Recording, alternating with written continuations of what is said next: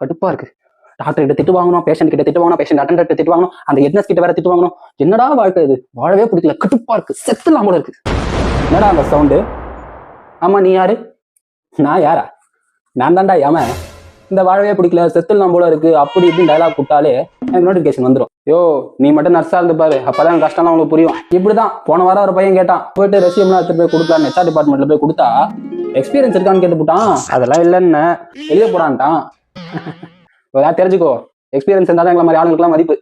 ஐயோ, 5 நிமிஷம் தானே டைம் கொடுத்தா, நான் வேற உங்ககிட்ட பேசி டைம் வேஸ்ட் பண்றேன். அந்த எத்தனை வேற தேடுவாயா, நான் போறேன். அட என்னப்பா நீ ஒரு ஏமானே உன் கண்ணு முன்னாடி உட்காந்து இருக்கேன், என்னைய பார்த்து பயப்பட மாட்டேன், நர்ஸை பார்த்து பயப்படுற? யோ, உன்னைய பார்த்து கூட எனக்கு பயம் இல்ல, அவளை பார்த்தா எனக்கு பயம். ஐயோ வந்துட்டாலே. எவ்வளவு நேரப்பா? எதுக்கு அட்டெண்டர்லாம் உள்ள விட்டு வச்சிருக்க? சார், உங்க விசிட்டிங் ஹவர்ஸ் 4 to 6 தெரியுமா தெரியாதுங்களா? இதோ போயிடுறேங்க. முதல்ல அவங்க வெளியே என்னப்பே இதோ அமிச்சிருமே. யோ வெளியே போயா? என்ன இங்கே டேரா போட போறீங்க?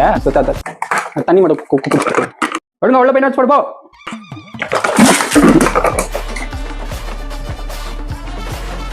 வேலை நேரத்துல வேலை பார்க்காம பாம்பை பார்த்து படையும் நடுங்குதோ இல்லையோ, இந்த நர்ஸை பார்த்து நரகமே நடுங்கும் போல. ரொம்ப டேஞ்சர்.